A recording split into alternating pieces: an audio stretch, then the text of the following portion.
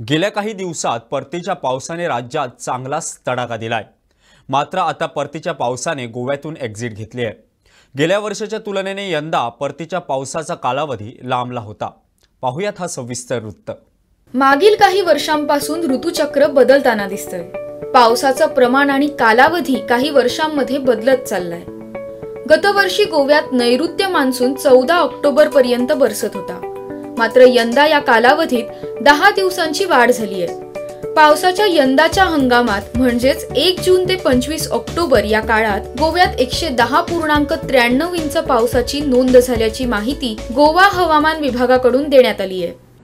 देखिए, जो south west monsoon season होता है जिसका रेनफॉल हम कैलकुलेट करते हैं 1 जून से लेके 30 सितंबर तक। लेकिन ये जरूरी नहीं है कि एग्जैक्टली 30 सितंबर को जो साउथ वेस्ट मानसून की एटमॉस्फेरिक कंडीशंस है वो बंद हो, ऐसा जरूरी नहीं है। साउथ वेस्ट मानसून का विड्रॉवल गोवा के ऊपर उससे भी बाद होता है। जैसे कि नॉर्मल ऑनसेट डेट है अराउंड जून 5 नहीं तो जून 6 के आसपास, उसी तरह एक नॉर्मल विड्रॉवल डेट भी होता है, वो है एक्चुअली स्पीकिंग अक्टूबर 14। तो जनरली स्पीकिंग बाय अराउंड अक्टूबर 14 गोवा के ऊपर साउथ वेस्ट मानसून के जो विंड फील्ड है, उसके जो विंड स्ट्रेंथ है, वो सब निकल जाते हैं और इसी के कारण उसको साउथ वेस्ट मानसून का विड्रॉवल बोलते हैं।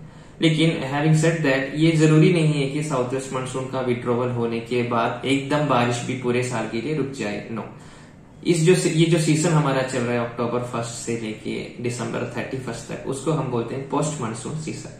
और ये पोस्ट मानसून सीजन में भी रेनफॉल रहते हैं और कभी कभी इसी सीजन में इंडियन ओशन के ऊपर, अरेबियन सी के ऊपर, नहीं तो बे ऑफ बंगाल के ऊपर साइक्लोन्स भी बनते हैं। तो यही पोस्ट मानसून सीजन को हम साइक्लोन सीजन भी बोलते हैं।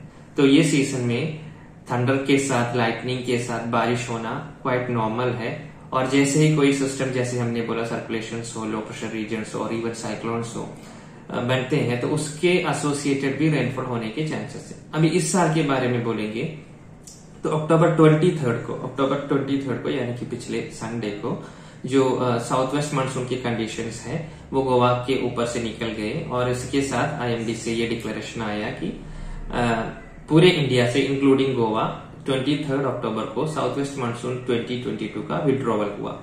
और उससे पहले भी और उसके 24 आवर्स के बाद में भी गोवा में रेनफॉल के कंडीशंस थे, लेकिन वो थंडरस्टॉर्म के रेनफॉल थे, यानी कि कन्वेक्टिव रेनफॉल, हीट के कारण, ईस्टर्ली विंड्स के कारण जो रेनफॉल हुए वो टाइप के रेनफॉल हो रहे थे। तो in short south west monsoon का गोवा से विड्रॉवल हुआ है 23 अक्टूबर को। And it's not necessary that after that there is not going to be any rain till the end of December. No, rainfall would be there probably after 7 or 8 days। There are chances कि again condition set हो, wind pattern set हो light rainfall का, जैसे कि हमें mid अक्टूबर में, नहीं तो लास्ट वीक ऑफ अक्टूबर में मिल रहा था। अभी आने वाले 7 दिन के बारे में हम बोलेंगे, आने वाले 4-5 दिन के बारे में हम बोलेंगे। तो विंड पैटर्न से गोवा के ऊपर वो मॉइस्चर लाने जैसे डायरेक्शन में नहीं आ रहे हैं, इसलिए जो ह्यूमिडिटी है, मॉइस्चर लेवल है गोवा के ऊपर कम है फ्रॉम अराउंड 24 ऑनवर्ड्स। और उसी के साथ ड्राई वेदर भी प्रिवेल हो रहा है और ये आईएमडी ने फोरकास्ट भी किया था कि from around 24 for about 4 to 5 days dry weather Goa के ऊपर रहने वाला है। तो द सेम सिचुएशन कंटिन्यूज। ये dry weather without any significant rainfall is going to continue for almost 4 to 5 days। और जैसे ही क्लियर स्काई कंडीशंस है, मॉइस्चर की कमी है, तो उसके कारण क्लाउड्स भी कम है और जो मिनिमम टेम्परेचर होता है अर्ली मॉर्निंग का, वो भी नॉर्मल से ऑलमोस्ट 2 to 3 डिग्री सेल्सियस कम है।